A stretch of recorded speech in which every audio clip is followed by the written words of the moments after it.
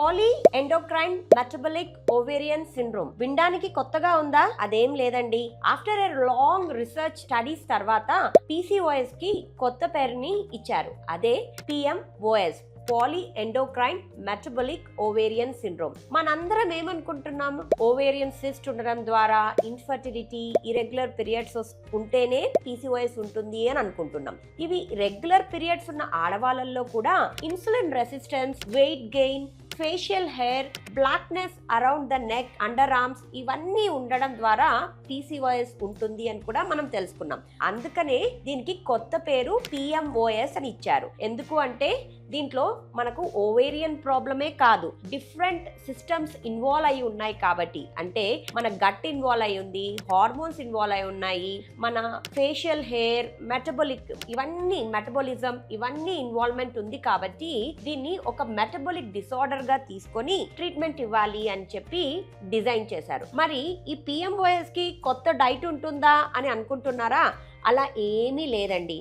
దీంట్లో మనం చేయాల్సింది ఒకటే, ఒక బ్యాలెన్స్డ్ మీల్ ని తీసుకోవాలి. బ్యాలెన్స్డ్ మీల్ అంటే ఏంటి? ఆల్రెడీ నేను చాలా వీడియోస్ లో చెప్పాను. Correct proportion of protein, healthy fibre, healthy fats and healthy carbohydrates ని తీసుకొని మన డైట్ లో ఇంక్లూడ్ చేసుకోవాలి. అండ్ దాంతో పాటు చాలా మందికి సెడెంటరీ లైఫ్ స్టైల్ వల్ల కూడా ఈ ప్రాబ్లం వస్తూ ఉంటుంది. కాబట్టి ఈ సెడెంటరీ లైఫ్ స్టైల్ ని పక్కన పెట్టేసేసి ఒక ఫిజికల్ యాక్టివిటీని, ఎస్పెషల్లీ స్ట్రెంగ్త్ ట్రైనింగ్ చేయడం అలవాటు చేసుకోవాలి.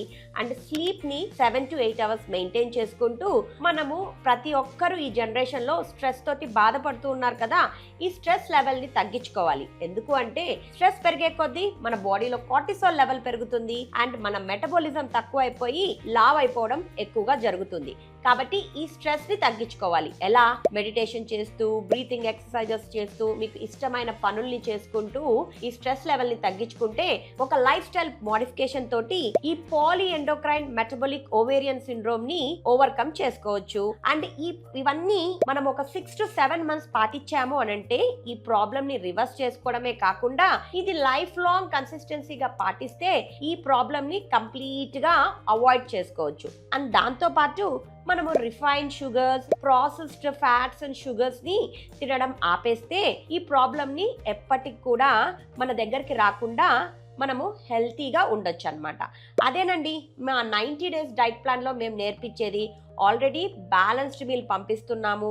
ఒక ఫిజికల్ యాక్టివిటీ అంటే స్ట్రెంగ్త్ ట్రైనింగ్, ఎటువంటి జిమ్కి వెళ్లకుండా ఇంట్లోనే మీరు చిన్నగా ఎక్సర్సైజెస్ చేసుకుంటూ మీ మజిల్ ని బిల్డప్ చేసుకోవాలి అన్న థాట్ తోటి ప్రతి ఒక్కరికి ఎక్సర్సైజెస్ కూడా పంపిస్తున్నాము. మీలో ఎవరైనా ఈ ప్రాబ్లం తోటి బాధపడుతున్నా, మీ family members or relatives or friends ఎవరైతే సఫర్ అవుతున్నారో ఈ వీడియో వాళ్ళతోటి షేర్ చేయండి.